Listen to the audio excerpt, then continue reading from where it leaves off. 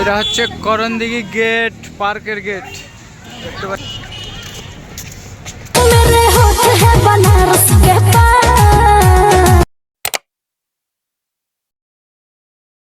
তো hello guys, তোমরা সবাই কেন আছো? সকলে ভালো আছো? টাইটেল আর থাম্বনেল দেখে তো বুঝেই গেছো আমরা আজকে কোথায় যেতে চলেছি।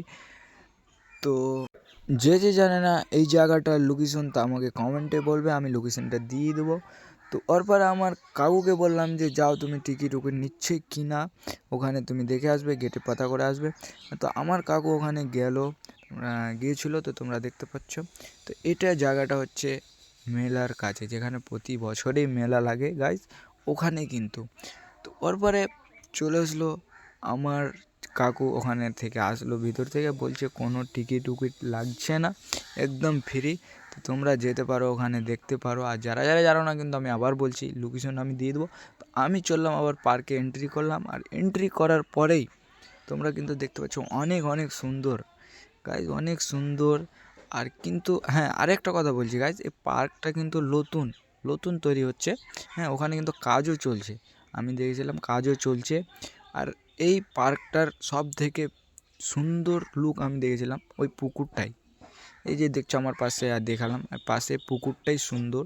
হ্যাঁ হ্যাঁ, তারপরে আমি কাকুকে বললাম তুমি একটু ক্যামেরাটা ধরো, আমি রিলস শ্যুট করে নিই। তারপরে আমার কাকুর ক্যামেরাটা ধরলো, আর আমার পিছনে কিন্তু তোমরা দেখতে পাচ্ছ অনেক মাটি রাখা আছে। তো আমি তোমাদেরকে আগেই বলেছিলাম যে পার্কটা নতুন তৈরি হচ্ছে। হ্যাঁ, তো পার্কটা নতুন তৈরি হওয়ার কারণেই মাটি উটি অনেক রাখা আছে। তো আমি মনে করব যারা যারা ওখানে যাওনি তারা অবশ্যই ওখানে গিয়ে দেখে আসবে। কারণ ওখানে করণদিঘি ওটা পার্ক, আমি জানি না যে ওটা গ্রাম কিনা, কিন্তু আমাকে ওখানে গিয়ে একটা জিনিস ফিল এসেছে যে ওখানটা গ্রাম গ্রাম গ্রাম ফিল এসেছে। কারণ চারিদিকে গাছপালা, মধ্যখানে পুকুর, আর চাষবাস, ধানের চাষবাস করছে। তো তারপর আমরা তাড়াতাড়ি করে বেরিয়ে গেলাম ওখান থেকে। আর ওখান থেকে বেরোয়ার সময় অনেক বৃষ্টি হচ্ছিল, মতলব অনেক হচ্ছিল না, অল্প অল্প বৃষ্টি হচ্ছিল। এবার যাচ্ছি আমি আমার গাড়ির দিকে। তো আমার গাড়ি কে কে দেখেছো? অনেকেই দেখেছো, হয়তো অনেকে দেখোনি। তো আমার কাছে যে যে দেখেছো অনেকে কমেন্ট করবে। আর আমার কাছে কি গাড়ি আছে তোমরা প্লিজ কমেন্টে বলবে।